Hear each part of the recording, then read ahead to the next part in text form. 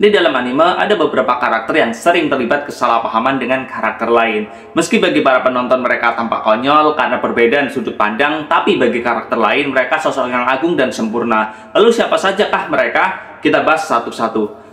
Sebelum itu kita bagi menjadi dua tipe kesalahpahaman di sini. Tipe pertama adalah sosok lemah di dalam animenya tapi dianggap punya kekuatan luar biasa. Dan tipe kedua adalah sosok yang sangat kuat tapi dengan pemikiran standar tapi kerap dianggap jenius karena semua hal yang terjadi secara kebetulan.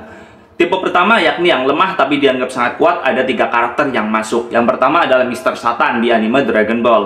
Karakter ini dianggap sebagai manusia terkuat di bumi karena dianggap sudah mengalahkan Cell dan juga Majin Buu. Yang kedua ada Buggy dari One Piece. Buggy dianggap sebagai penyelamat para tahanan di Impel Down, diangkat menjadi Shichibukai, dan yang terbaru dianggap sebagai pemimpin Cross Guild sekaligus Yonko yang membawahi Mihawk dan Crocodile.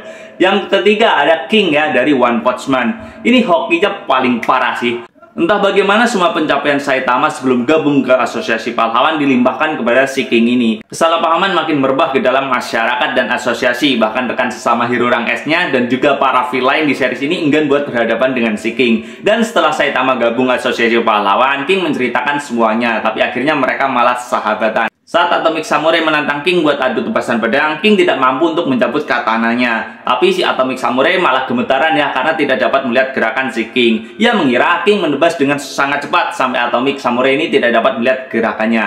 Begitupun saat insiden melawan eksekutif asosiasi monster. Para monster kuat yang telah membantai banyak pahlawan kelas ini malah ketakutan ketemu si King dan berakhir dibantai Garo ya yang secara tidak sengaja. Tapi ya lagi-lagi ya pencapaian itu dilimpahkan kepada si King.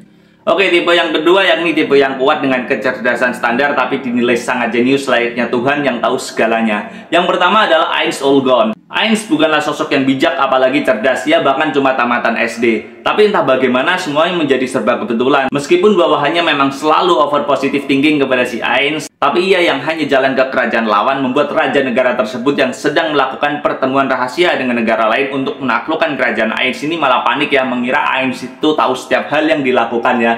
Bahkan satu gerakan Ainz semua sudah terencana, sehingga ia pun mengajukan untuk menjadi negara bawahan Ainz. Bawahan tercerdas Ainz pun tidak punya rencana untuk menaklukkan negara taklukan Ainz secepat yang Ainz lakukan, dan bahkan tanpa korban jiwa. Sampai ia tidak mampu berkata-kata ya akan kejeniusan majikannya itu. Manusia tercerdas di New World juga sangat takut ya kepada si Ainz, dan merasa kejeniusannya ini tidak mampu untuk dibandingkan dengan sosok Ainz Olgon. Berikutnya adalah Shadow. Ini orang yang hidupnya santai banget. Dengan bekal pengetahuan di kehidupan sebelumnya, ia membagikan wawasannya kepada pengikutnya di dunia baru. Para bawahannya masing-masing menjadi orang paling berpengaruh yang menggerakkan perdagangan, sastra, dan juga seni di dunia baru. Meski begitu, sosok yang telah mengajari mereka adalah orang yang mampu mengendalikan para tokoh penting ini dari balik bayangan. Ditambah ya setiap gerakan Shadow secara kebetulan selalu menyebabkan kesalahpahaman seperti saat ia gabut, ia ingin ikut kompetisi ya. Malah dikira sudah tahu akan ada musuh di sana. Nah, jadi itu 5 karakter paling hoki di dalam anime. Jika kalian punya pendapat lain, silahkan ditambahkan di dalam komentar.